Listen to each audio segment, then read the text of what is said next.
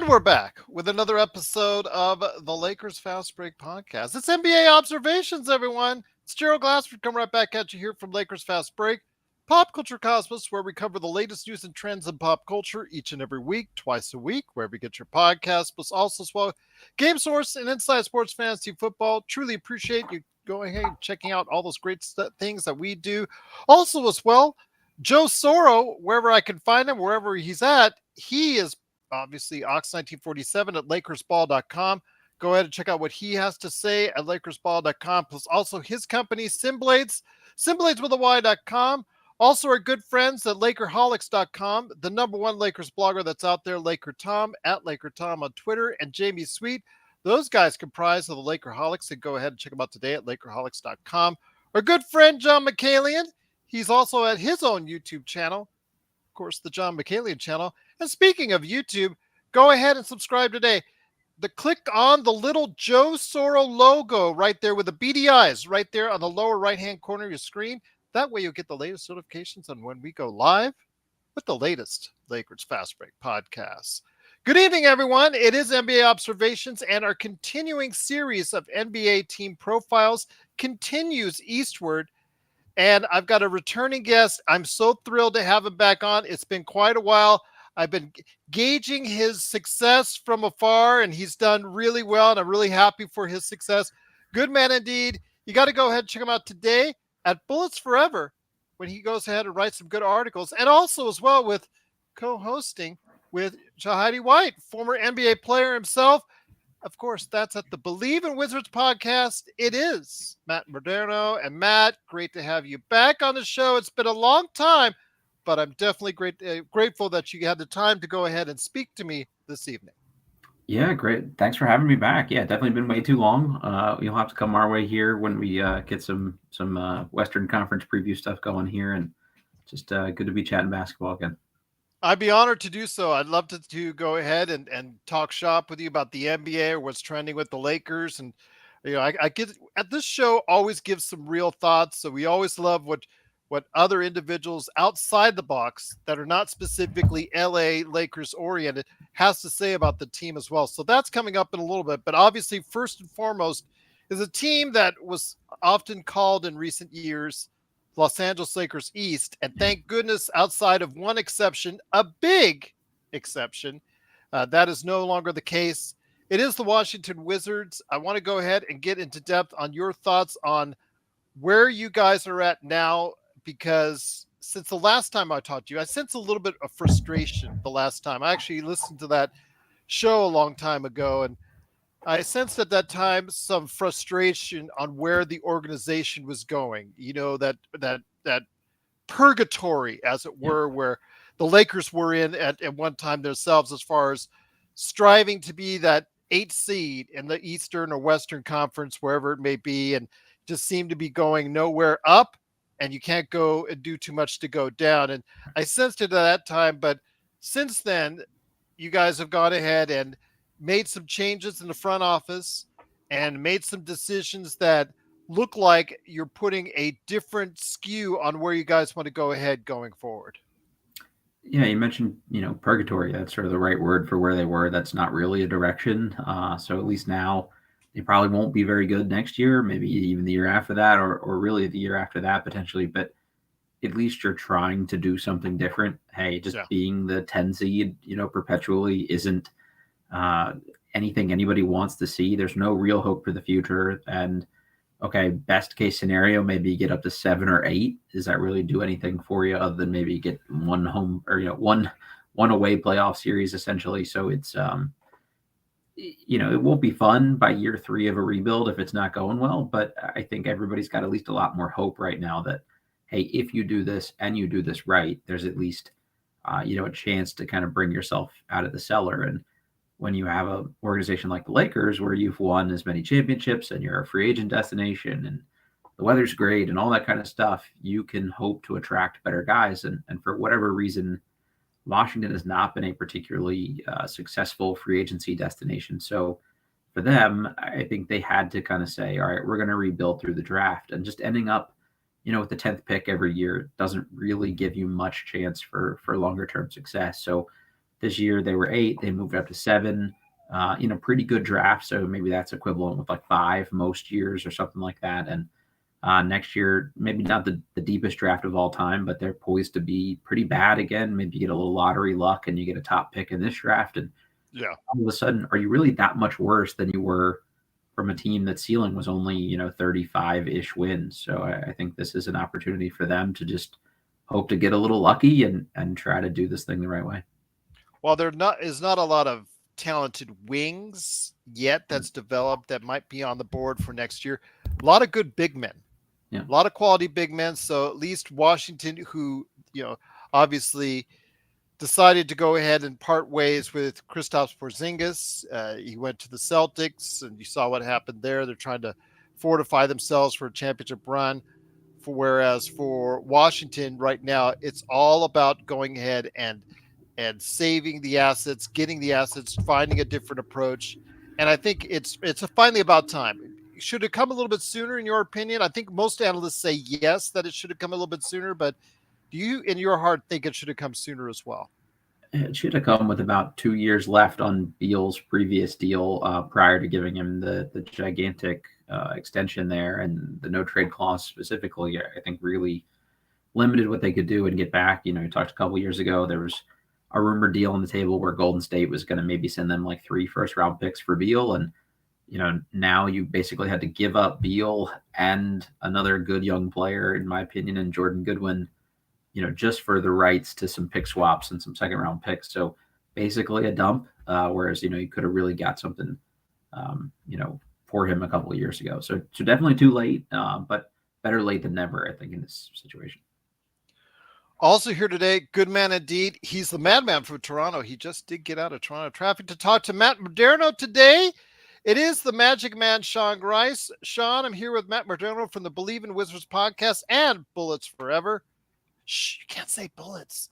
It's kind of it's kind of not exactly the most PC thing to say out there, but it is a lot of love for the Bullets fans out there for the Bullets name and whatnot. But Sean, before I go ahead and talk into more about detail about Kyle Kuzma and the direction now that the Washington Wizards are going, as hearing more about what Matt has to say, did you have any questions for Matt today? I did. And before I begin, I just want to apologize for being tardy, gentlemen. Well, it's not Lakers History 101, so we will not give you a demerit for today. All right. It sounds good. Matt, it's a pleasure to speak with you. Likewise. So now that Bradley Beal is gone, the task of guarding the opposing team's best defender likely falls to Denny, right? Denny Advia.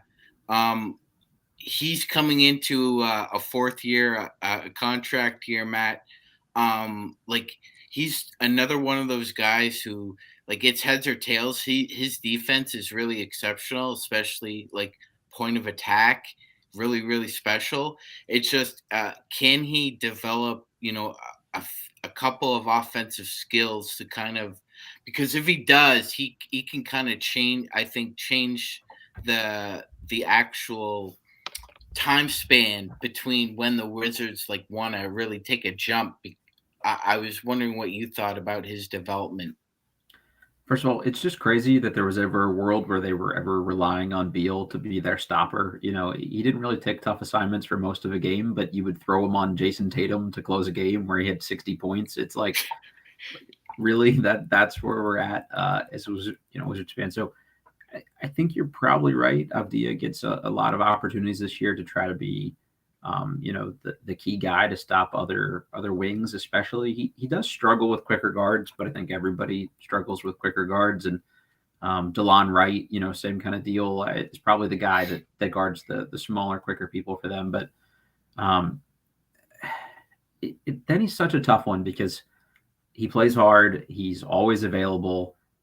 He's pretty tough. It's things you want from a player. It's just like the actual basketball skill stuff hasn't come around to the point where he can really get to the kind of like backup skills that are, secondary skills that he has. So can't really dribble with his left hand or drive left. Can't really shoot it. Doesn't create a lot of space. He's not an elite athlete. So how do you hurt a team offensively? And you saw situations last year where teams guarded him the way they were guarding Russell Westbrook and things like that. And when you put, an opposing team puts their center on your small forward, it's really a tough ask. And even if he shoots in the low 30s, he's never going to shoot a high enough volume from three to really hurt a team. So I think people will always kind of know that. And, if he ever shoots it well enough, okay, now he can attack a closeout. Now he can get downhill. Like, it starts to change the equation for them a little bit. If he can show a little bit of improvement in those areas. He's been working with the dedicated shooting coach. I can't think of the guy's name off the top of my head right now, but somebody with like a long track record of success, which makes you think, why wasn't he doing that sooner, or why wasn't the team prioritizing that more? So the shooting is always going to be the swing skill for him. I think doesn't really finish particularly well around the basket. So you have to be able to space the floor if you're him, and that's probably really what determines what that next contract looks like for him. And if he doesn't really show much improvement in that area, I'm honestly skeptical like what that next deal looks like. There are probably so few wings for any team that play reasonably high level defense, so that might be just enough for him to get the job done. But yeah, we'll see. I want the best for him, so hopefully some of the things they're working on this year really take hold. Once again, it is Matt Modderno from the Bleav in Wizards podcast, plus also as well Bullets Forever. Go ahead and check out his written work at Bullets Forever. Also as well, go ahead and check out what he's doing with Heidi White, former NBA player. What they're talking about when it concerns the Wizards, right there for you at the Bleav in Wizards podcast. Matt, you're going to have an interesting season ahead as far as what people are saying. I know here in Vegas, where I'm at right now, there's the money line is not very promising, but you 24 said, and a half, I think, something like that. Yeah, exactly. Good luck on trying to get something higher rather than lower. But when it comes to what you guys are planning out, there's going to be two individuals taking the bulk of the shots on the team from what I'm seeing. One is obviously a favorite with us, Kyle Kuzma, who probably isn't playing the defense that he did on this championship run, because he was playing when he first started out, and I saw him from the get-go, and actually was in the Thomas and Mack Arena when he was playing his first game in Summer League. Saw what he became as far as an offensive oriented player. Thought he was an El Matador on defense. Worked hard when he became when the logistics of the rotation had him coming off the bench as a key rotation player. They informed him, and Vogel at that time, Coach Vogel, informed him he had to go ahead and key up on defense in order to find himself a way on to go ahead and make a contribution. And he did just that in that championship run. Flash forward later to where he's on your team now. He is obviously more oriented on the offensive side, still not shooting with any great efficiency from behind the arc, which was something I was always hoping that would happen for him, but it never did. Rebounds very well. It's just something that I think he's going to be a very good success story for you guys as long as you have him. But the key words are there, as long as you have him.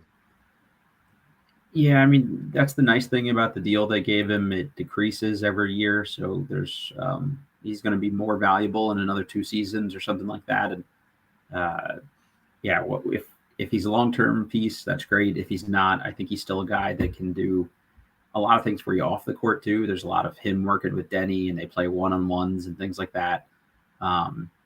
He's trying to take on that leadership role, and I think that's something that he's mentioned, having learned from the LeBrons and the Rajon Rondos and people like that in his time in LA. So I think he's at least making a concerted effort to be a good teammate and things like that maybe you didn't really see as much from Beal publicly as you would want, or even Porzingis was kind of more of a lead by doing type of guy than take this guy under my wing and help him develop skills and things like that. So Kuzma, you mentioned the defense. I actually am much higher on the defense than maybe our fan base as a whole was, just simply being in the post-game press conferences and stuff.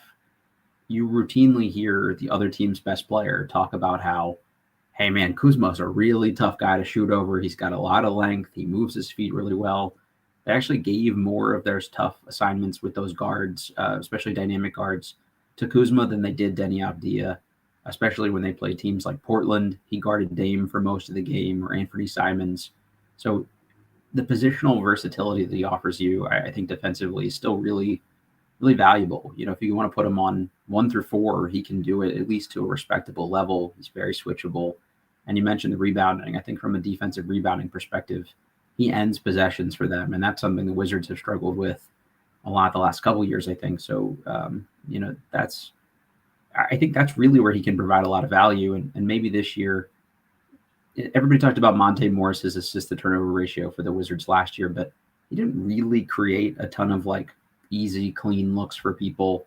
He was just very solid with the ball. And if you're somebody like Tyus Jones, can you get into the teeth of the defense more? Can you kick the ball out to Kuzma for more wide open looks? He's not taking grenades and things like that where he dribbles 8 times and then has to shoot a fadeaway 3 over a hand. So maybe he gets worse looks without Beal and Porzingis. It's kind of going to be an interesting one to see. But yeah, if the efficiency goes up a lot, I think that deal becomes a total steal for them. I will say though, that's glad to hear about Kuzma because he was always again one of my favorites with the Lakers. I just was hoping that since it became more offensive oriented, which is something he had always, I'm sure, envisioned, because he was hoping with the Lakers to become more of an offensive piece, but he never obviously couldn't with all the individuals there. He became more of an offensive focus. I was worried his defense would slip as far as a regression on that because he would be focusing more on the offensive end. But I'm glad to hear for your sake that he still has an attention to detail on the defensive end. Yeah, he's at least trying, right? The effort is there, and occasionally he's going to get torched in certain matchups. And when you do carry a heavy offensive load, there are going to be some nights where you don't have it. But if you can guard Drew Holiday, Chris Middleton, and Giannis, nobody really guards Giannis that well, but at least the ability to reasonably do it in one game, I think that's a huge luxury for a team. Before I go ahead and talk about what some of our best Lakers chat rooms out there, the Lakers Fast Break, are talking about and asking for questions to ask you, Matt. Magic Man, have another question in the mind for Matt? Yeah, Matt. Over for the past 25 years, except for a brief few there when the Wizards were winning 47-48, it's been a struggle. Mainly because I don't think they've given a front office enough time to really show some development. But I've been a hooper for over 30 years. I love what they did bringing in Michael Winger. I think that was an A+++ move. Everywhere he's ever gone, the team has found success, and he obviously isn't solely responsible for that, but he has a lot to do with it. Danny Ferry's credited him for his work in Cleveland, trying to develop a young LeBron James. When Sam Presti was hired in OKC, the first guy he called was Michael. Then he went to the Clippers and helped turn them around.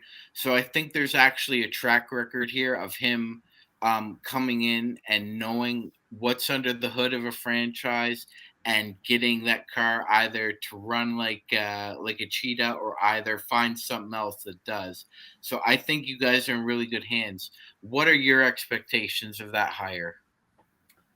Just to build a modern basketball team, which the Wizards really haven't had in a couple of years. I actually think that John Wall, Beal centric team was a little bit ahead of its time, not ahead of its time, but at least on the front end of the curve here a little bit. You had a dynamic point guard who could kind of collapse a defense. You had shooters around him, and Beal and Porter, and to some extent even Markieff Morris was kind of a stretch 4. And you set Gortat to be the drop big and rebound and set screens and things like that. But the last couple years, there was a time going into the playoffs a couple years ago where the Wizards were starting Raul Neto, a 6-foot-tall player, as their small forward. When you run out Beal, Westbrook, Neto, and Troy Brown Jr., who you guys know pretty well, as your power forward, you're not going to win a lot of basketball games. And then last year, almost by necessity, they had to play Porzingis and Daniel Gafford together, and you're only going to have so much success with 2 drop coverage centers in your starting 5. So I think these guys just the whole group of them. You've got Will Dawkins coming in from OKC, as well as the actual day-to-day GM, and their senior VP of player personnel is Travis Schlenk from Atlanta. Whatever you want to say about those Hawks teams, at least there was a modern blueprint in mind. Like Trey is sort of your heliocentric lead guard with high volume, and then just switchable wings and a lob catching mobile five. So I think we'll see something kind of in those blueprints. And you mentioned success. None of those teams are like winning titles left and right or anything, but they all went from bad to like pretty darn good within a 3-year window. So I think the expectation here is that the turnaround can be reasonably quick. And the Wizards have an owner that famously said, "We will never ever tank." Well, this might be an organic, let the young guys kind of stretch their legs here. And I think there's an appetite from him for them to be good again pretty quickly. So I think maybe you see this year be another year where they're okay, kind of just letting things ride. And then by the year after, I would be surprised if they don't start to make at least some moves and try to, put a winning product on the floor sooner rather than later. Once again, it is Matt Modderno from the Bleav in Wizards podcast. Go ahead and check it out today wherever you get your podcast. Plus, also as well, he has some great articles waiting for you right now on the Washington Wizards. Go ahead and check it out today at Bullets Forever, right there for you as well. Just type it in on a Google search, comes right up for you. Bing, right there for you, or Bing. There you go, Microsoft Bing as well. But I want to go ask some questions from our audience. Current Affairs starts off. Looking forward to seeing how Tyus Jones fits in the starting role. And don't think we've forgotten about Jordan Poole, because we haven't, but that one's the one that we're going to save that for just a little bit later. What do you think, Matt, about Tyus Jones being a part of the starting lineup?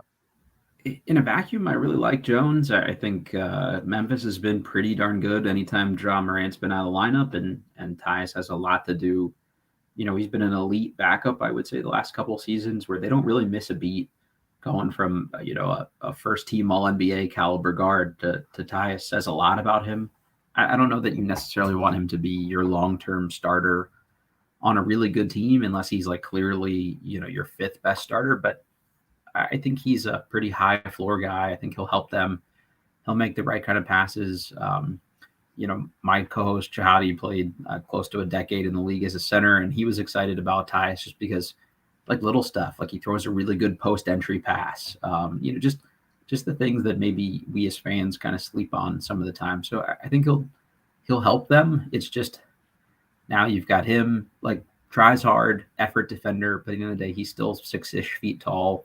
You've got Jordan Poole, who's probably 6'3", 6'4", somewhere in that ballpark, not been historically a great defender. If you start Corey Kispert, not a particularly good defender at this point. Kuzma's, like I said, I think better than average. Gafford is good in some matchups, not so good in others. So maybe you start Denny Avdia, but then you lose some of the floor spacing, and it just gets kind of weird what that starting five looks like. So I think you're giving up a lot of size in the backcourt if you start him, but they also don't really have a better option. So I think you just kind of roll with it and hope you can lean on what he does well, as opposed to maybe where he struggles a little bit more. So Bloodhound 73 was asking just about that as far as the center position, because Porzingis is now gone. Gafford, Avia, you talk about all the Denny Avia, all the names that are there.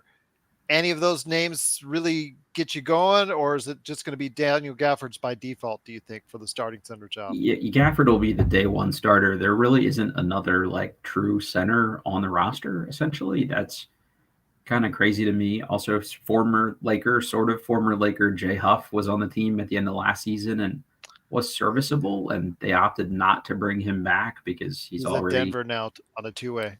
Right. He's already 26, 27. So it's how much more room to grow is there. But I thought he would have been a nice cheap way to try to get through the season this year. And, they had Taj Gibson playing major minutes for them down the stretch of last season. And he's 37, 38 years old. So, that's really kind of a tough ask for somebody like that to come back. And without him, though, can Mike Muscala play minutes at the 5? Can Danilo Gallinari play some minutes at the 5? Like the pickings are pretty slim. So it'll definitely be Gafford's.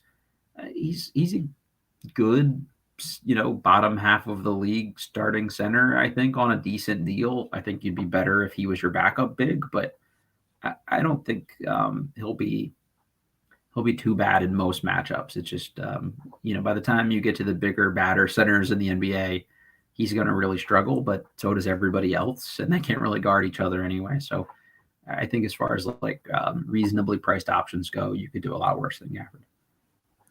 Another question from Kurt Affair. Matt, what young players developments are you looking forward to this year? Bilal Coulibaly was your first round draft pick. Mm-hmm. I actually got a chance to see a little bit of him in Henderson here when he played as part of with the French team, the Metropolitans. Actually, obviously we know the focus was on Scoot, and what was going on there and all that. But he did I did get a chance to check him out. I didn't see a whole lot from him then, but ever since then, he shot out like a rocket. And obviously, just the growth in that time span obviously helped him skyrocket into the position where he was picked by Washington, which was probably a little bit on the higher end. Some people had him right around 10th, 11th, 12th in that range he had gone up to. But hey, you're seeing a rising star like that. You might want to just go ahead and grab him while you got him. So also Tristan Vucevic, who I did see in Summer League. I actually got to see him real close. I told the story before.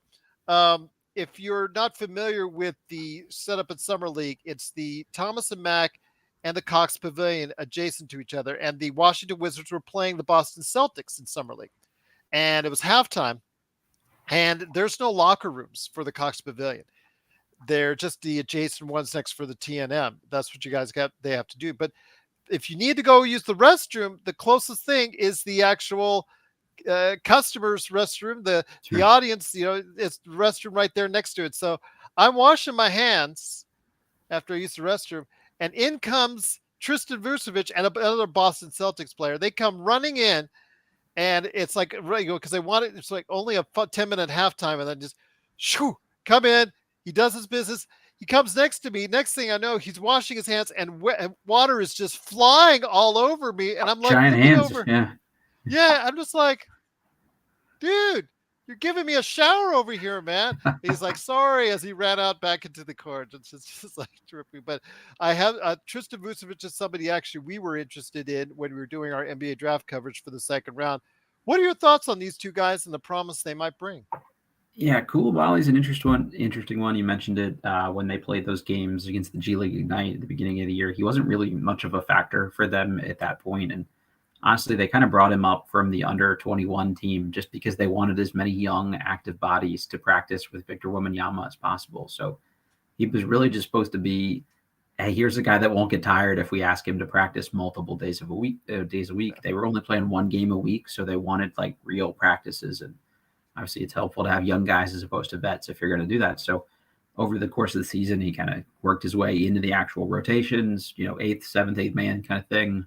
A fringe starter by the time the end of the season rolled around. And then by the last game of their French League playoffs, this was a guy that was like a pick and roll ball handler, to close games. So I think the development was just really close, really quick. I think he's probably a guy, if people had thought of him as a 2023 prospect for most of the year, we might have looked at 8 as like it seems like a pretty safe place to take him. I think that sort of, well, he was 2024 in our mind. Now we've got to adjust to make him a 2023 guy. It never fully reconciled for some people, but our mutual friend Raphael Barlow has talked about, next year's draft, maybe this is a top 5 or higher guy. I saw Sam Bassini said on his podcast the other day that he expected, Coulibaly to be a guy that could potentially have gone number 1 in next year's class. So if you can get a potential, top 1 pick, top 3 pick, something like that, at 7 the year before, you might as well just take a chance on it and go for it. And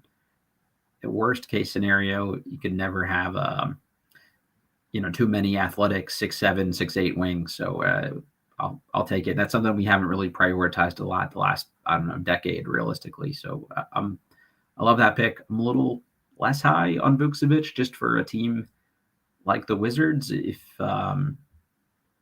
it does a 7-foot stretch big really do a ton for you right away? It just didn't really seem to mesh with what Dawkins and those guys have done the last couple of years. So that surprised me a little bit, but there's clearly something they saw there, and I trust their draft track record. So, and I trust you guys. So if you liked him too, that makes me feel even better.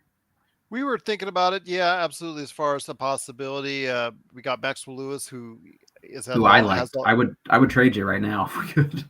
well, 3 donuts in summer league, It's okay. Matt. He has got a long, Sure. long way to go. And finally, Rob Pelinka put a contract on him Mhm. that is worthy of a second rounder, whereas you've got the time to develop. It can stretch out to a 4 year or be as soon as a 2 year, depending on his development, which is something that we've not done in recent years, is signing our second rounders and undrafted to those longer Mhm. possibility contracts, which help us out immensely. But Bilal, I like if he can find a jump shot, man, he could be a really good player because I love his athleticism.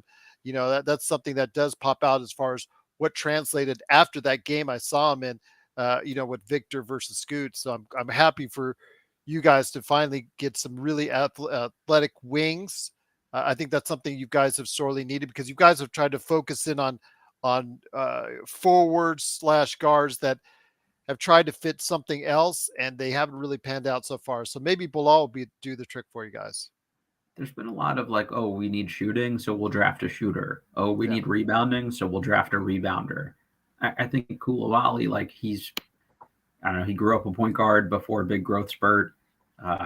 He can handle the ball a little bit. I think the passing is better than we got to see a lot. The role he was in this year, I buy like the catch and shoot, form and things like that. So we'll see what that actually looks like. It's just, you know, can he actually do things like off the dribble and stuff? I think we're probably a couple years away from that sort of thing. Sean, you got anything for Matt before we go into Jordan Poole talk? Actually, no, not really, Gerald. I had a similar question along your same lines. It looks as though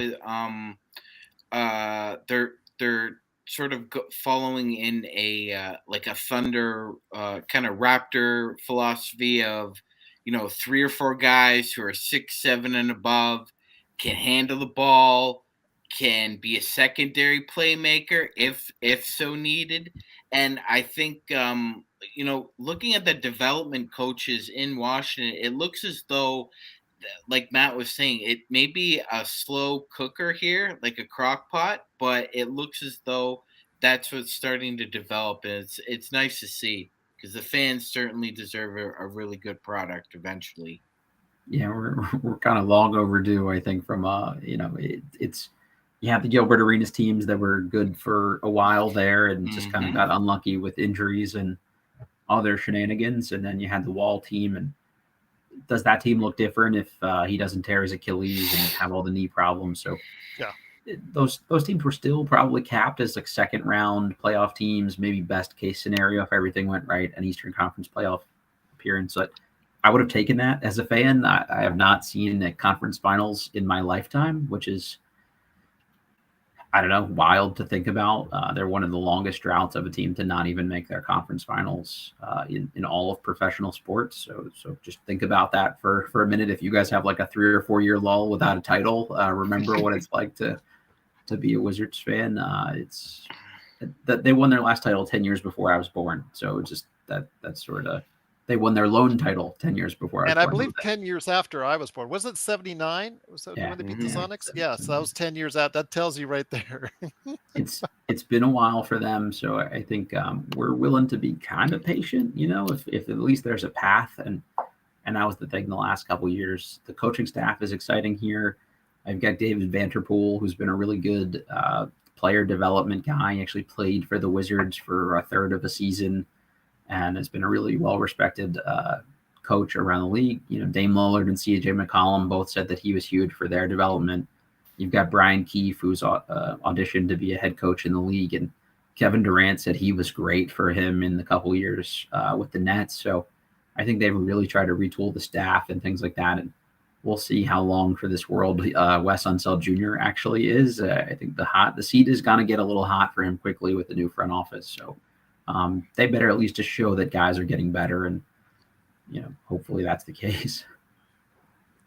So they won in 78 and lost in 79. Is Yes. that Yeah. okay? So Yeah. okay. Yeah. So I was 9 then. So I was 9 then. So okay. Fair enough indeed. But Matt, I would be remiss if we didn't talk about the elephant in the room.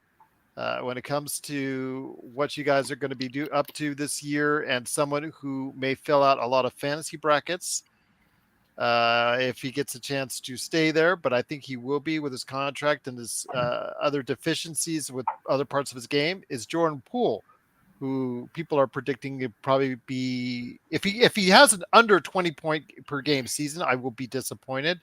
Your thoughts on Jordan Poole after the traumatic year that he had with the Golden State Warriors? Obviously didn't start off on the right foot, getting punched in the face by Draymond Green, and it seemed to go downhill from there.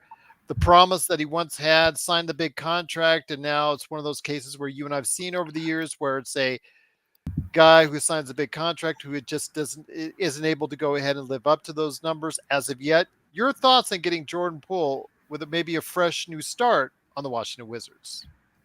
This isn't one of those ones where it was like, oh, there's some tantalizing upside, so we gave him a deal. Like, we saw him be productive on a playoff team, making a deep playoff run, and he looked good against the best in the league. And, whether he can get back to being that guy consistently or he's closer to the guy we saw last year, I think even if the answer is somewhere in the middle, it's worth a shot for the Wizards. So I love the deal considering what they gave up. Whether or not he's part of the long-term future of the team, I think remains to be seen. It's just, can he transition from being inefficient gunner, bench player, fringe starter to, I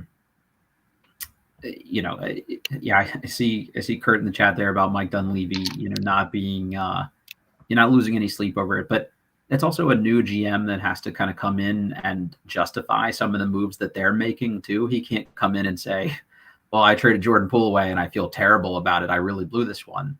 But you hear his teammates, and maybe some of it's lip service, but they know it's a talented guy. He helped them win a ring. And I think it's just worth a flyer no matter what. You have to eat up bad money. You have to get to the contract ceiling floor at the beginning, at the end of the year, or the end of the day anyway. So it's, why not take a shot on a guy that could be a 20-point per game scorer, has shown some playmaking chops.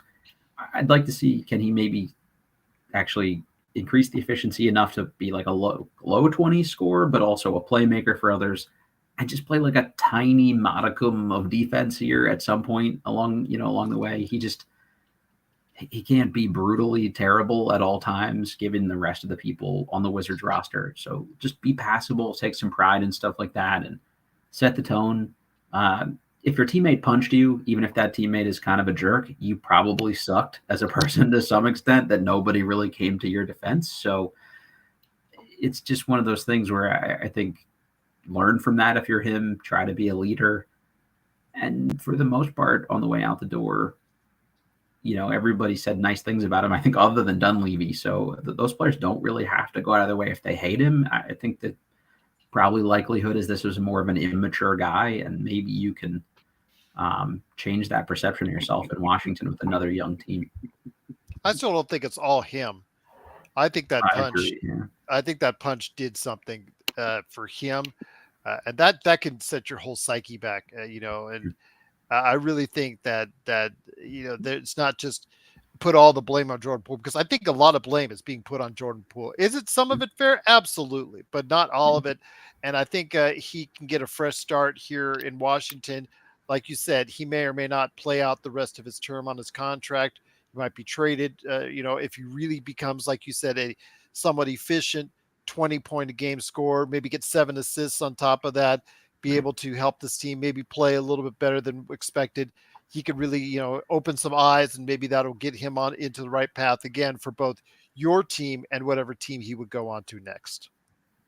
Yeah, I think that's kind of the nice thing about where they are. You're not tied to anybody. It's so early in the rebuild that you're not really stuck by the time you're actually ready to be good again. It's so late in Poole's deal that odds are you're going to be able to get somebody else to take a flyer on him with 2 years left on the deal or something like that. So it's just, to have options and flexibility is not something we've had a lot of in Washington for the last decade and a half. So either way, I'm all good with the Poole pickup. Kurt says, what Wizards players likely to hit Poole? Why is it Tristan Vucevic washing his hands? Kurt. If you're flailing around enough, you never know. Yeah, absolutely. I mean, this is how fast he was doing it too. And I'm just like, dude, My gosh, man. He's got What's some going big on? mitts on him too. They probably filled up the whole sink. So They you did, know. yeah. And he's just like, I've just felt the spraying, and I'm just like, oh my gosh. But once again, it is the Lakers Fast Break. It is Matt Modderno from the Bleav in Wizards podcast. Please go ahead and check out his great work with Heidi White, former NBA player. Those guys go and talk about everything going on with everything Wizards right there for you at the Bleav in Wizards podcast, wherever you get your podcast. Plus, also Bullets Forever. He goes ahead and does many great articles for that. It's part of the ESB Nation. So go ahead and check out what they're doing today at Bullets Forever. I do want to ask my friend, is there anybody that we're missing? Anybody that you feel that we need to know about? Because we are a Lakers-centric podcast, the best there is, but we also keep everyone apprised of what's going on in the NBA. Magic Man and I primarily are the guys that keep an eye on everything going on with the NBA as best we can. So, is there anybody else we need to keep an eye on that you might think might surprise people this coming season? There's going to be lots of opportunity in Washington, that's for sure. Yeah, absolutely. I think the last time we did this, we had the same kind of topic come up at some point, and I said realistically, everyone on our roster should be somebody you keep keep an eye on, because at some point they're either all on the Lakers or Wizards roster. I don't know. We'll see what the new front office does, if any of our guys are eventually headed your way. But Johnny Davis is probably worth spending a minute on. Top 10 pick last year, looked bad for most of the year when he did play. Struggled even in the G League a good amount of the year. Kind of come out since that he was struggling with some hip stuff. And if you're kind of a not super athletic guard in the first place, and you've got some limiting injuries, it's really going to make life tough on you as a rookie coming in too. So hopefully he looks better in year two. He looked a lot more confident in summer league. Still super inefficient. Jump shot got really weird last year, where like his feet were wider than his shoulders, but his knees were touching in the middle. Not stuff you want to see. Looked a little bit better in summer league, but it's almost like a skeleton dance, like you do, like yeah, it's honestly exactly what it looked like. It would look like one of those things where it was going to be hard for him to stand up while shooting the ball, and you never want to see that. So looked a little better form-wise. Didn't go in yet, but at least a step in the right direction. So he'll be interesting. He's going to guard the hell out of people, and the Wizards could always use a couple more guys to do that. So we'll see if they get anything out of this guy who was the 10th pick last year.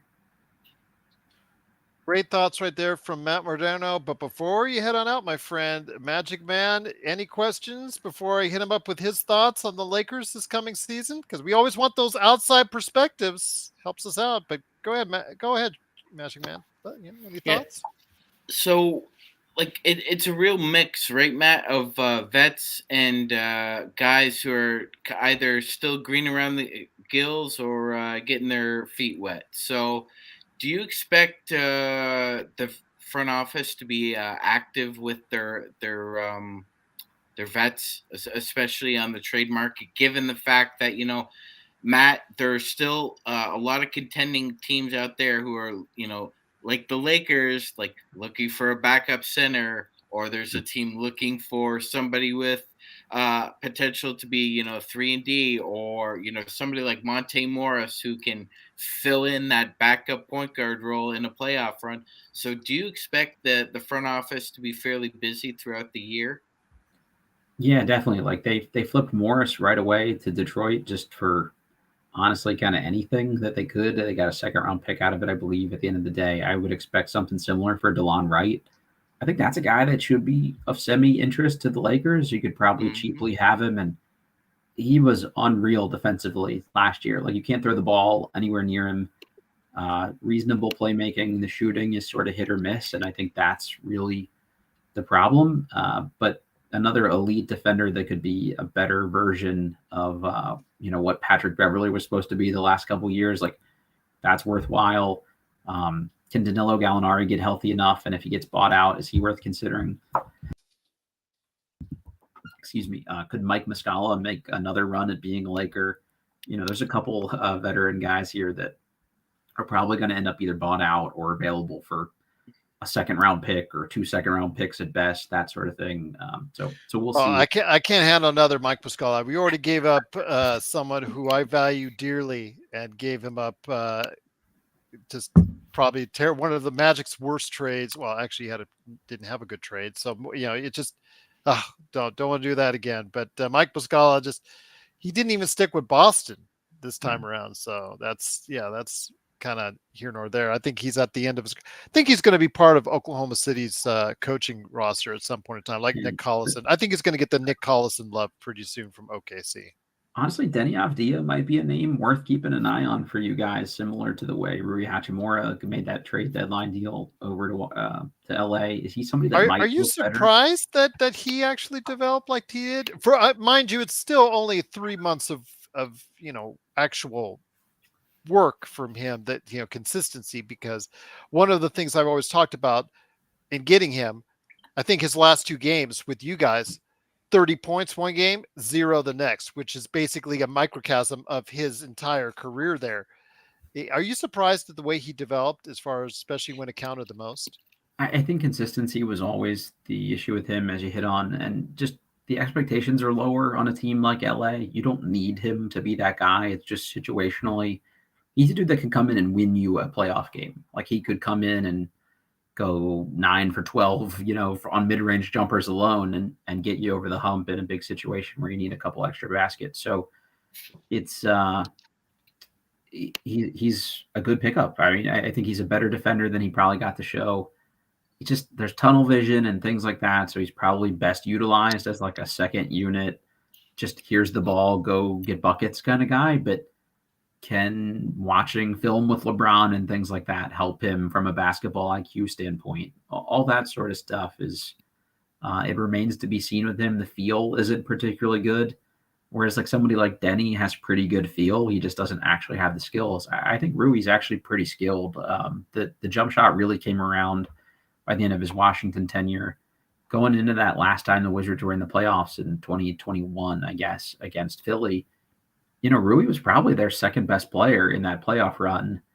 And it's just, can he do this enough? I don't know with you guys if he'll get enough opportunity to do that, but just at least to be able to have the talent to do it consistently would be, or the mentality to do it consistently would be an interesting development for him. I think when it comes to Rui, like you said, he is best suited as a 6-man coming off the bench, playing against second units primarily. I think that's probably the best thing. And maybe if he really is playing well, you can have him close out games with as far as part of the final 5. Mm-hmm. And then unique things he did well initially against Jokic, playing defense on him, that game where they almost came back from that seemingly insurmountable lead to almost take the game 1 in the Western Conference Finals. So, and obviously we talked at length about his shooting, a 32% 3-point shooter, suddenly miraculously becoming a 48% 3-point shooter during the course of the playoffs. I don't expect that, but if I can get somewhere in the middle, 35 to 37, I think I would be very happy. But like you said, I think he's best coming off the bench. Whether or not the new contract will not force the Lakers to start him, we'll see what happens, because sometimes organizations says, "Oh, well, we paid him, we gave him the bag, we better start him now." I'm hoping that they'll go ahead and lean away from that, because again, I think he's a better match, like you said, coming off the bench. But we'll wait and see. But last thing I want to ask you on the Washington Wizards, before we get to your thoughts on the Lakers, Southern Comfort asks, how does Matt feel emotionally about the future of his franchise? I'm just kind of too exhausted from being a Wizards fan my entire life to think too far into the future. It's just, it can't really be worse than the last couple of years were. Like, the vibe was pretty bad. Everybody was sort of just low on where they could really go. So I think Beal's a very good player. Obviously, it had run its course, and the fan base was pretty down on him. So it just got exhausting to think about the same thing, talk about the same narratives all the time. It's just, whatever they do from here, I think we'll have more hope and optimism, and that's really all you want as a fan of a bad team, is at least there's some hope for the future. So I think that's sort of where I'm at. And this front office is, sort of a front office dream team. It's all guys that were probably going to get head jobs at some point. And it's just, having them all in one place is a pretty cool opportunity. So I'm going to give them, the benefit of the doubt here and just rely on that track record and enjoy the ride for the next 2 years and try to have low expectations. Were you glad Bradley Beal left? Yeah, honestly, it was just, it was time, right? I mean, it wasn't gonna, they weren't going to do anything here. And as long as he was here and wanted to be here, it's just, you were capped on what you could do. And there's all kinds of little annoying things Beal did along the way. Like, oh, guys need to go out and play defense, or guys couldn't guard a parked car. And just little subtle shots at other people from a guy who didn't really actually guard anyone particularly well himself. He had his wife and his agent show up to media day, and he did the whole gotcha about the vaccine, like tricked everybody into being surprised that he didn't want to get vaccinated, and just annoying stuff you don't want from the face of your franchise. So it was time. Good luck to him. I think you were capped as far as you could go with a player like Beal. It seemed like 35 wins was kind of the magic number with him as the face of the franchise, and it's just nice to be over that.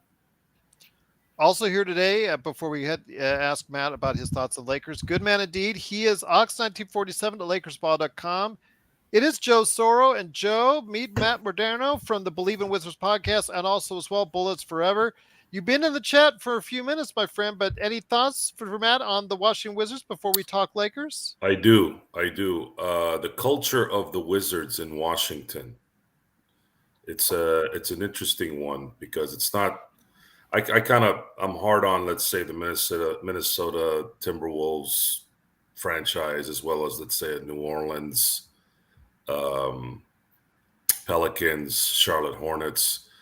A lot of it is, I know you have to have teams there to kind of spread it out, but the Washington Wizards / Bullets / Baltimore, whatever, there's a history there.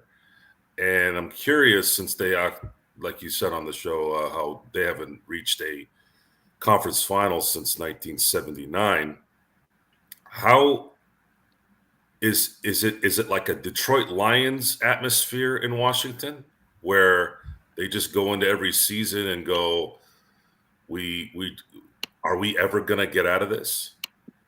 And so probably one of my first jobs post college was working for the local ESPN radio affiliate. That was the home channel for the then Redskins, now Commanders. And the running bit every year going into the season was, no matter how bad the roster actually looked or how bad the front office moves were over the offseason, everybody would call in and say, this year we're going 11-5. Like, they were just so blindly, unrealistically optimistic about that franchise. And then every year you listen to people talk about the Wizards, and it's like, we're going to suck because we always kind of suck. It's just, it had gotten especially bad, I think, the last couple of years. Just, the last wall teams kept everybody kind of energized for a little bit. And it had been so bad after the Arenas thing ended with all the gun stuff and taking on the terrible Rashard Lewis contract back. And you finally had you bottomed out, you got Wall. He got good, and then he got paid and kind of got fat and lazy, honestly, and tore the Achilles and all this stuff. So it was sort of roller coastery. And then the last couple of years had just been all down. No matter what you thought of the roster, it was just hard to get more excited about a team that seemed content with fighting for the 8 seed. And you had a GM that was here for 16 years in Ernie Grunfeld that wasn't very good. They were below 500 over those 16 years. So the first thing you do after this massive GM search is to promote Tommy Shepard, his deputy, who's been in the organization for 23 years. It's just nothing they did inspired a lot of confidence that this was going to be the thing to really turn it around. So I think this clean break, you've cleared house. It's just everybody seems like overwhelmingly optimistic. You always had the few fans that were like the rah-rah guys no matter what. Like, yeah, Mike Muscala, let's do this shit. But now it's like, okay, if we're going to be bad, and that's cool, we'll get another top 5 pick, and then we'll be ready to go here in a couple of years. So I think not quite Detroit Lions, but we were bordering on that territory if we'd have done another. It's probably Miami Dolphins, I feel like, is the equivalent, right? Like, we're just going to be 8-8 every year and never get out of that. So that's probably like the closest NFL equivalent, I think. Yeah, the John Wall thing is what kind of was the burner, is they finally got a first overall pick, and they had a chance to get someone that could have been transcended. Problem is, he had the work ethic of Tracy McGrady.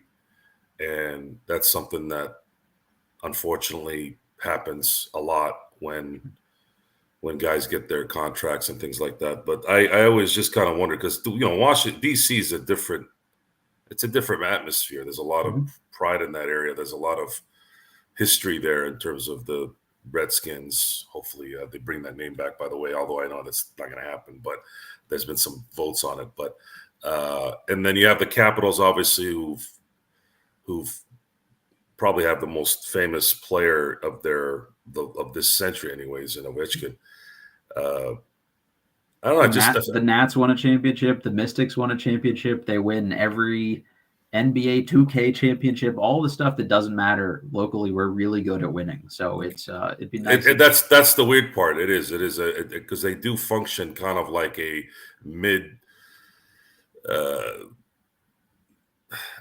don't know. I've never really understood why that area just doesn't want to produce good basketball, and I've never really gotten a negative or a positive in terms of the feeling of the Wizards over there. It's just I don't know. I thought it was interesting when Gerald told me you were going to come on.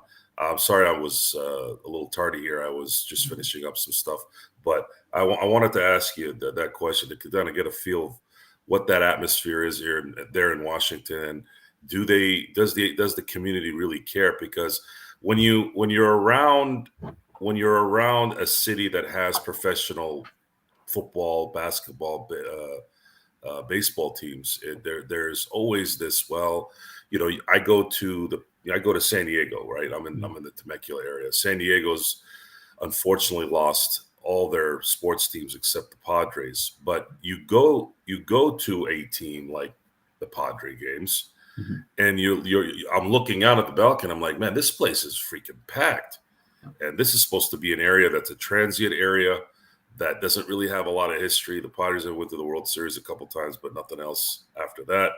And how does a city like Washington, one of the biggest cities in the world, how do they kind of support a team that just cannot seem to really put anything on the court that has any merit?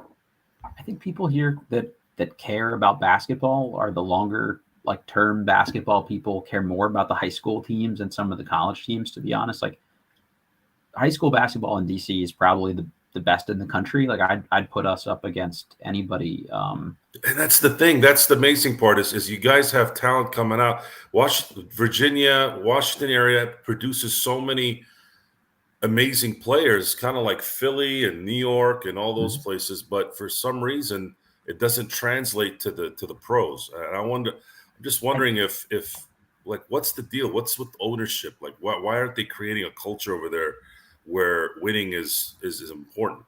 I think a lot of it is it's a lot of people. It's a transient city. You don't have a lot of roots here for everybody. Like people that like the Redskins / Commanders are like from middle of Virginia and places like that where they stick around longer term. The actual DC people there's a lot of international component, things like that, where they don't care about an NBA team, and there hasn't been like a big enough star player here for people to latch on to. And when you're just not good, like this is a front running pro sports town other than the NFL team. So like before the Caps got good, nobody went to those games. Before the Nats got good, nobody went to those games. And if you win, they'll come. And unfortunately, they haven't won in a while. The last big playoff series was 2017 against the Celtics. I went to most of those games, and they were insane. I mean, it was on par with the Lakers playoff game in terms of environment. It's just the minute you're not good again, there's no sort of built-in benefit of the doubt. Whereas, like, if the Lakers are down for a couple years, the environment is still really good. It's, at I almost said Staples Center, at Crypto.com Arena or whatever the heck we're calling it now. But I went to both Wizards games at Crypto last year, the Clippers and Lakers game back to back, and Clippers game was like on par with what a Wizards game is like environment wise. And then going to the Lakers game 2 nights later, it was like, holy shit, like this is what a middle of the season playoff game or middle of the season regular season game can look like. It was a little eye opening for me. Well, great thoughts right there from Matt Modderno. Please go ahead and check out what he's doing at the Bleav in Wizards podcast. I feel bad we didn't even talk about Corey Kispert. I mean, has the organization and as a fan base, have you guys given up on him, or do you think he still has something left to prove? The final 35 games of the year, he's one of the 3 best 3-point shooters in the NBA in terms of volume and percentage. So I think he's probably only ever going to be like a specialist, I think, maybe a fringe starter kind of guy. The defense is meh. He puts him on the floor decently okay to attack closeout, but I think he can really shoot it, and doesn't maybe make as much sense for a rebuilding team, but maybe he has some value for a team like LA that could use another shooter or something like that. So I don't know. We'll have our people call your people around the deadline. And see there you go. It's going to be the Washington Wizards West as opposed to the Lakers East. There you go, Dean. Exactly. But before we head on out, and I guess the one last question, Kurt, what do you see from Kurt Affairs asking how you see the East shaking out this year? So I guess I'll throw that in before, because we really want to hear your thoughts on the Lakers for last on that. The East is going to be interesting. I still, as long as Giannis exists, I'll put a lot of stock in what the Bucks do. If they can stay a little more healthy this year, I think that'll be interesting at the very least. Boston actually really like the moves they made.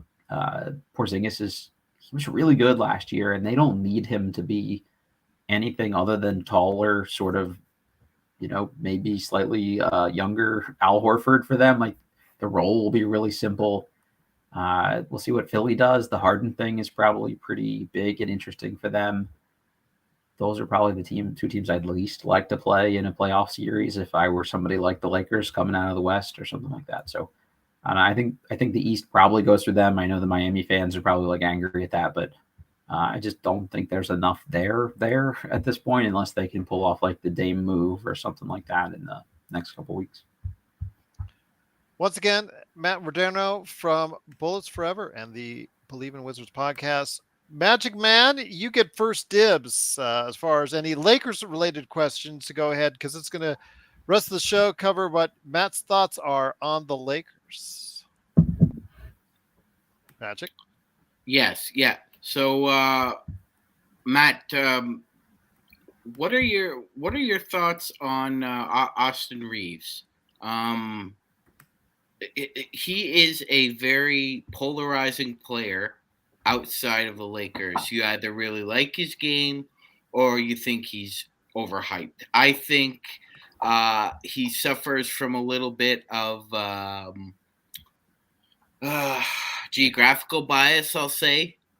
And because games come on at 10 o'clock at night, a lot of people don't really watch what Austin Reaves does. So what are your thoughts on the player known as Austin Reaves?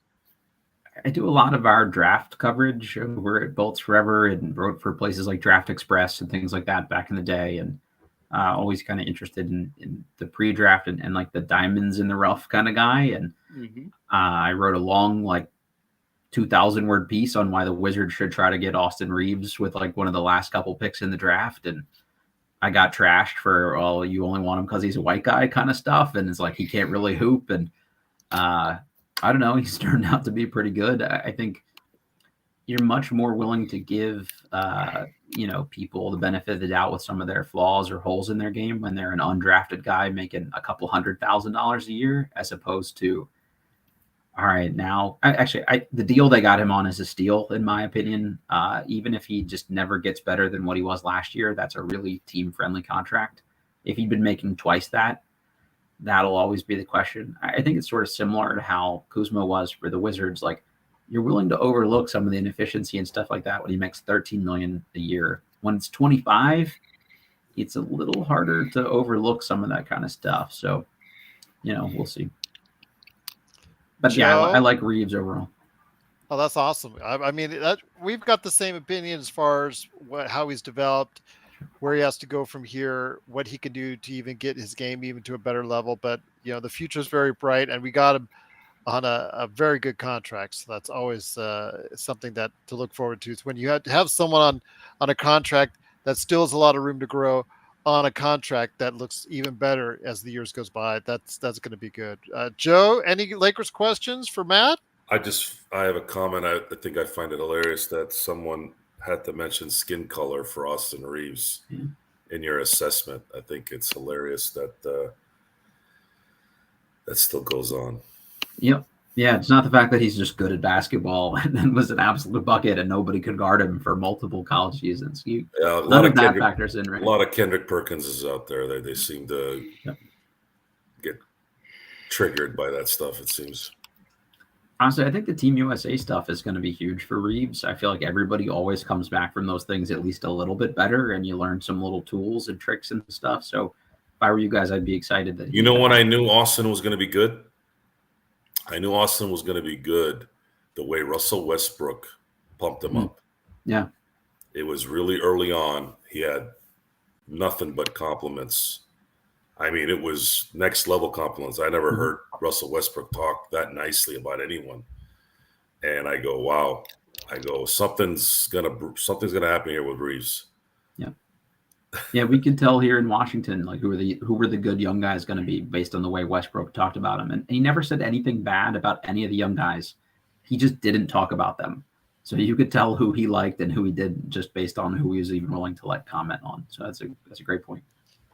So I ask you, my friend, when it comes to the Los Angeles Lakers and you see where they're at, see what they're being talked about, see what their aspirations and hopes are, you see who they got in during the offseason, looking into what they are going to hopefully be doing during the course of the season. Obviously, they have a different trajectory, or at least planned trajectory, than what the Washington Wizards are going to be doing this season. Your thoughts on what the Lakers may do? Give us the honest assessment. We're not going to rip on you for.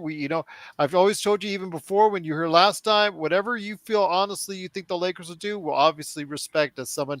It's like I said, always love that outside perspective.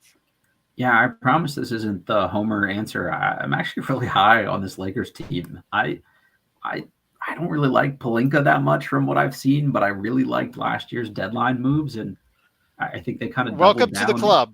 Yeah, exactly, right. Like it kind of they just said like here's what worked at the end of last year for us. Like let's do those things more. I think you guys need one more big. If it were me, I don't know. I wanted Jackson Hayes to be good. I've just never seen him actually do that. So relying on him would terrify me.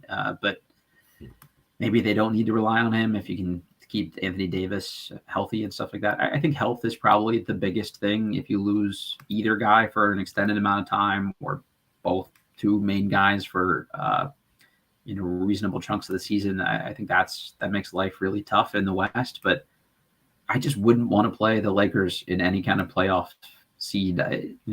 Can they beat like the other three best teams in a row? Like, it's a little bit of a tough ask. Getting an easy first round would be nice seeding wise. Just let them ease into it, rest LeBron a little bit, rest AD a bit. But to me, it's like them, Denver.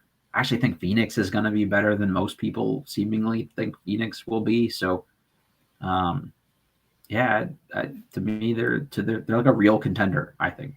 So I wish I were you guys. How about that? There you go. We appreciate the fair assessment on that. Magic Matt, Joe, any additional thoughts, or additional questions for Matt on the Lakers or the Wizards or the East going forward?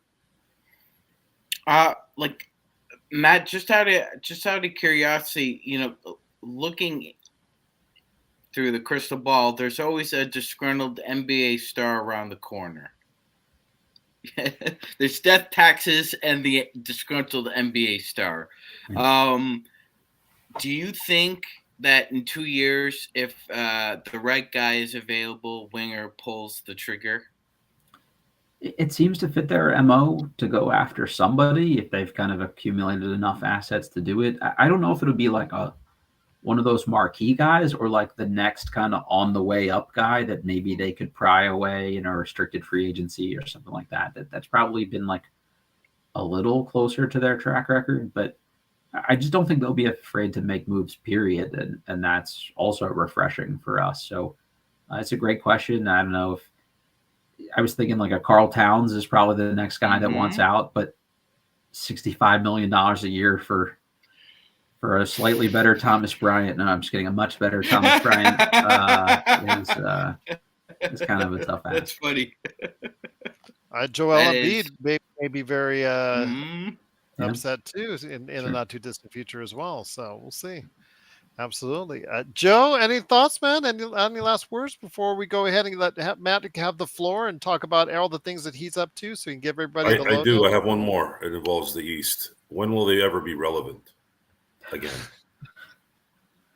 They're like kind of ish. I mean, Yeah, I've been hard on the East. I thought this year was the year.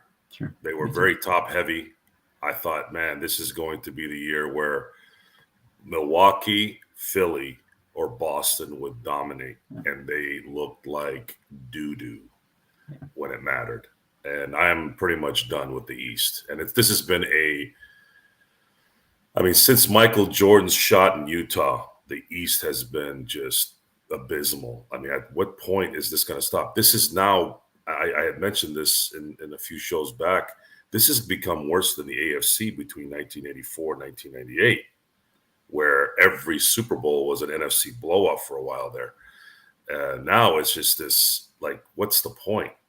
maybe Silver might need to reseed this thing if this doesn't change in the next 3-4 years. What is the deal with the East? And why do they still stink? Just bad management. I think honestly, it's just. Is it the weather in the East? Is it like, what is it? Is it the time zone? It's the depth of the conference for some reason is just not there, and there's a couple just bad owners that are okay with mediocrity, ours included, and they're always waiting for like, hey, let's save that cap space for 4 more years from now and do nothing in the interim. And I don't know, whatever the hell's going on in Charlotte, that's terrible. That should be something where the league steps in and forces. I mean, obviously they're changing owners right now, but like that's embarrassing. It says a lot about the fact that Miami can take G Leaguers and get to a conference finals, 2 out of 3 years. Like it's not great. I mean, Atlanta's okay. Like people like that are just kind of okay teams, but I think Orlando's probably on the way up. I think they're a move or 2 away from being kind of relevant. And I don't know if the team that won the NBA championship was from the East this year, I wouldn't be shocked. It's just there's realistically only like 2 or 3 teams that could do it and be relevant. So I don't know. I guess they're going for quality over quantity. I don't have a good answer for you. Yeah, it just seems like the teams that have won in the East since 1999 have. There's been some dominant runs. Weirdly, that 04 I thought the Bucks should have been a more dominant run, but that's some of that's been their own doing. Giannis got hurt last year. Middleton's knees exploded. Honestly, I think some of this is bad luck. Like if you'd have had a healthy Grant Hill and T-Mac, and they'd have gotten Tim Duncan when they were supposed to get Tim Duncan, like things like that. Nobody's beating that team for probably the next 2-3 years there. It's just even like the Wizards in their 2 best runs, you had multiple years where you had a reasonable, top 4 playoff team with Arenas, Butler, and Jameson, and they went into the playoffs 3 years in a row where 2 of the 3 guys were hurt by the time they got to the playoffs. It's just there's always been that kind of stuff, and for whatever reason, the Western Conference guys have seemed to be a little luckier with their top guys, and I don't know why that is. It's the dominance part you've never seen, other than maybe you can look at the 2012 Miami Heat and all the teams since 1999, where it was this dominant team that was favorite, that had the star, that went through. But even the Heat with a prime LeBron, there was always this, will they, Celtics were pretty good there for those couple of years too. Like, I think there was just more parity between the 2 conferences at that point. Like when the West has had dominant teams, it's because the East kind of had nobody. And I feel like when the East has had really good teams, there was still a parallel in the West. So it never really looked like here's this juggernaut. That's just sort of how it seemed from our perspective, at least. Once again, it is Matt Modderno from the Bleav in Wizards podcast, also as well, Bullets Forever. Please go ahead and check them out today. Bullets Forever, part of the SB Nation, and of course, Bleav in Wizards with former NBA player Shahidi White. So, Matt, I've set it up for you, my friend. Whatever it is you want to go ahead and talk about, whatever it is you want to plug, it is cheap plug time. Go ahead and let us know what you're up to with all the great stuff that you're doing. And be careful, don't talk too much about losing or else you might get suspended. I heard that, that corner of the universe, if you talk about losing a little bit in the past, they kind of like suspend you for now and then. I worked for that same organization for a while that just suspended that person for just that reason, and that's not too surprising given some of the other stories you heard over the years. So that's a a real shame. travesty. But yeah, Bleav in Wizards, the Bleav podcast network, the sort of business model is to put an NBA player with a credentialed media person, and you've got Raymond Felton does the Mavericks podcast. You've got Rick Barry does the Warriors podcast. I used to do with Larry Hughes when he was still doing some podcasting. But right now I do it with Jahidi White, who played for the Wizards back in the early 2000s with Jordan and people like that. And great dude. If you're just interested in hearing a player's perspective on stuff going in the NBA, it's not just all Wizards stuff. So I think even some of the Lakers folks listening to this would maybe get something out of it. We're happy to take questions and any of that stuff. So even you guys, if there's something you want to bounce off a guy, like what it would felt like to be dunked on by Shaq or something like that. Actually, don't tell Jahidi I said that, but happy to throw anything his way. So, guys, thanks for having me. This was just a lot of fun. Nice to talk about something other than the Wizards for a while, and I'm very jealous. I'm enjoying winning time, so I'm getting a lot of Lakers content in right now. So, thanks for having me. It's just nice to talk about something other than Christian Wood because, with all these Laker podcasts, it comes up every week, right? It comes up every podcast. Some of especially the daily podcasts like ours, which produces content on a daily basis. I was looking at there were some of them that were in the double digits already on episodes dedicated to Christian Wood. I'm like, can't do that. So that's why I started the NBA team preview thing again. And I guess I cannot say enough how glad we are to have you here, Matt. Our crowd, our Lakers chat room just absolutely loved you guys. Out here tonight, Matt. Appreciate everything that you brought for the show. Magic Man, Joe. Anything else before we head on out? I think the situation in Baltimore, excuse me, explains why shows like this wouldn't work in and around the Trevor Lane Laker Nation crew, because as soon as I'm not saying maybe the buses and management might have a little bit thicker skin. They're not going to be like James Dolan and the Angelo family, but this is the risk that you take. We would last 5 minutes. Yeah, and it's sad commentary, because I used to remember Chick Hearn criticize the Lakers on air. And would say things like "good luck" and things like that, and These guys are terrible. You never thought. But see, the thing is, Chick also said, "I've never seen a team this dominant during the 2001 run." Yeah, so it's two ways. It's two ways. If you play well, we're going to compliment the hell out of you. If you stink and you stink in a way where you shouldn't stink, you should be able to open that line as well. But we and usually there's only one side that's getting blamed for the getting rid of things. It's not. It's everyone. It's the sensitivity meter in society has gotten so out of whack, and so many people have gotten to the point where they just cannot and will not deal with criticism because they feel like they don't need to. Can I throw 2 anecdotes at you when you're done, Joe? Sorry to interrupt you. Oh, no, not at all, Matt. That's all I had to say. Go ahead, Matt. When I worked for the ESPN affiliate in the area, they were owned by then Redskins owner, or now about to be departed Redskins owner, Dan Snyder. And at the time, former Redskins player Brian Mitchell went on the air and just said, "This is it. I've had enough." It was actually on the John Thompson podcast, former Georgetown head coach, junior, not the third, and just said, like, this shit is over. Like, I can't keep my mouth shut anymore. Ownership should be embarrassed. They cut to a commercial break. Studio host took him in the locker. You took him in the bullpen. You see the door shut. You just hear yelling and screaming, and Mitchell comes out with a cardboard box and is sweeping all of his stuff off of his desk. They fired him mid-show for just criticizing ownership. And then for the Wizards this year, our actual play-by-play guy got on after a broadcast and said any Wizards fans that want them to lose the final 5 games of the season are losers and don't know what it takes to win. You should never root for your team to lose basketball games.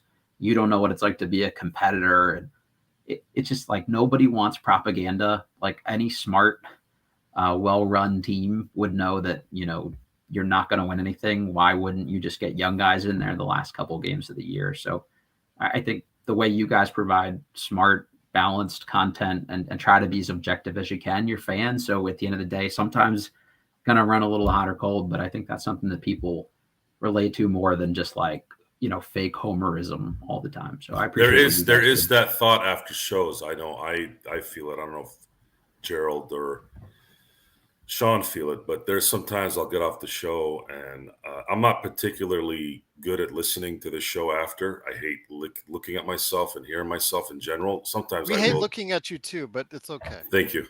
I opened myself up on that one. Yes, you did. You would have said it to me. The issue.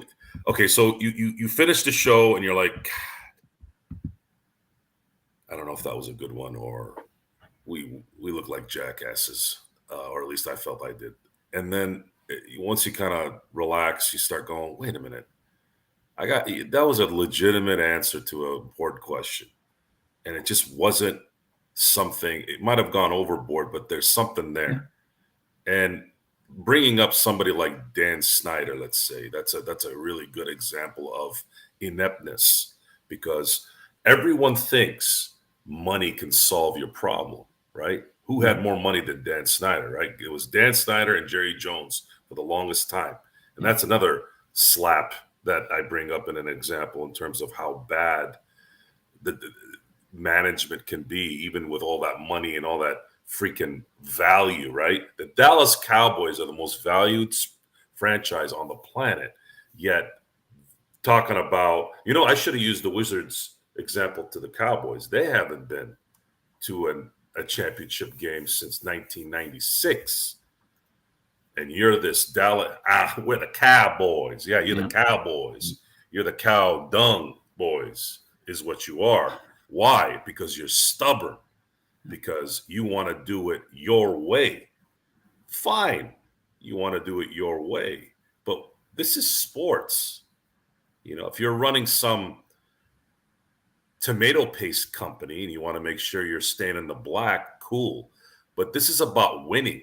Mm-hmm. And where's that money and where's that pride going to be when you're 6 feet under? Is anyone going to give two craps about Jerry Jones and Dan Snyder's feelings or the way they do business? You know what would be nice to leave behind? Vince Lombardi's. Yeah, or a couple Larry trophies on the way Those out. Don't go away. If you guys have noticed, or I'm sure you've noticed, Matt, I know I do all the time because I love looking at it, but you've seen the Larry O'Brien's outside that office. It's El Segundo. Yeah. That's what Dr. Buss left us. Yeah. Kobe Bryant left us. Even those who are still alive, like Shaquille O'Neal, Robert Horry, and all those guys. That should be taught. And it's not. And then you come back in this mindset of you get suckered in by society. Like, maybe I shouldn't have been so harsh. Maybe I shouldn't have been so negative. But when something matters, and I mean matter not in the sense of like life in general, like sports is entertainment. It doesn't really matter, but matter in the sense of what we're talking about. Yeah, it does relevance. Matter. Say that Dan Snyder is ruining a franchise, ruining a league. And you're getting it now in Baltimore. You got it in New York. Hey, and then these guys are getting shunned down and shut down for what? You stink. Baltimore's playing better this year, obviously, but it's been how long? I mean, I'm an Orioles fan, so I unfortunately once again too long. Congratulations, though, on your success this year. Absolutely. Hey, we'll take it. Yeah, I still haven't dipped my toes all the way back into that water yet for exactly what Joe's talking about. It's just, but for all those years, they were. It's still one of the best places to watch baseball. That scene of the Jays beating the Orioles in the I think it was the wild card elimination game, and seeing Buck Showalter's face, like that bullpen was really good. Like, I'm surprised the Jays actually won that game. it all comes down to ownership. I think that's why the Wizards were allowed to be so inept. When I was covering the Orioles, I was in the locker room after a game, and their manager at the time, a pitcher got hit got hit by a hit. He threw like an 88-mile-an-hour fastball, and somebody rocked him in the chest with it. And the media asked how the player was doing, and the manager at the time was like, "I don't know, I'm not a doctor." Just like you have shit owners that don't. Shit owners are going to have shit managers that don't care about the players. People don't want to come to play for you. It all trickles down. People cover the team differently, so it's just be grateful that you have a family that owns the team that you guys are talking about, that at least at the end of the day, they give a shit, whether you agree with everything they do or why the Rambus family is still as influential as they are. I don't really get that one from afar, but neither do we. At least the buses seem to care. So I would take that, and they're going to at least try to make moves in that direction all the time. Well, we hold them accountable, not based off of the operation of the Lakers. It wasn't really that where we were disappointed. It was actually things that were going on that we were surprised they were doing. Things like removing Jerry West from his season tickets. And not only doing that, calling his wife or texting his wife at like night, thinking, oh, she'll be asleep. She'll just wake up in the morning. And the PPP loan still gets that one is the burner. That one, because I was hammering people like crazy on that one. I was like, you're getting a PPP loan? Kim Kardashian, Tom Brady, these guys are getting Reese Witherspoon were getting PPP loans? Yeah, that's really Yeah. My cousin needed a PPP loan. He was running a restaurant, okay? Right. His restaurant does nothing without people and atmosphere and all the stuff that we had to stop because of what was going on. And I'm like, really, guys? Really? You don't have Tom Brady's worth $500 million, Reese Witherspoon worth $100, like what? And that was the stuff. And maybe now that things have settled, they did return it, and maybe they sat back and said, ooh, that was a mistake. And that's fine. I guess, sometimes we dip our, in certain things we probably shouldn't. And they're like, ooh, people are watching. I'm not going to do this again. Well, I'll tell you what, though, great conversation. What do you think, Condor? Do you think I own cats? Do I look like a place that has cats or dogs? You're missing out. Snakes. There you go. No, I'm just kidding. I don't have any pets. I don't have any pets. Man, I don't have time. I'm never home. Anything for us, Magic Man, before heading out, or just? I'm glad. You're good. Yeah, no, Matt, it was wonderful to talk to you, man. And I think I'll take you up on that offer. Hey, let's do it. All right, awesome. Absolutely. Great to have you here, Matt. Once again, it is Matt Modderno from the Bleav in Wizards podcast. Go ahead and check out him out. And along with former NBA player Shahidi White, they do a great job covering the Washington Wizards like no one else, the Bleav in Wizards podcast. Plus, also check out his great articles today, of course, at Bullets Forever, a part of the SB Nation right there for you. Matt, great to have you here. Tomorrow we have, hopefully, coming in another great guest that Magic Man got in from Wes Morton from Peachtree Hoops, talking the Atlanta Hawks. We'll see what's going on. Trae Young. Matt, we'd love to have you on the show before each game this year. Every game? Each game in terms of against the Lakers. I thought you meant all. I thought you meant all 18. Hey, you're more than welcome to be on the show every time. But I figured maybe some pre-shows when the Lakers are in Washington and when they're in LA. I think that would be a good show. Absolutely. I mean, the schedule is coming out in a week or so we're going to find out pretty quickly. Yeah, that would be very exciting. Oh, awesome. Fellas, indeed. Appreciate you. Have a good rest of your evening. Thanks, Matt. All right, you too. Thanks so much for joining us, Matt. Truly appreciate everyone out there in the chat room and everybody being part of what we do. We'll see you tomorrow talking Atlanta Hawks right here at the Lakers Fast Break Podcast.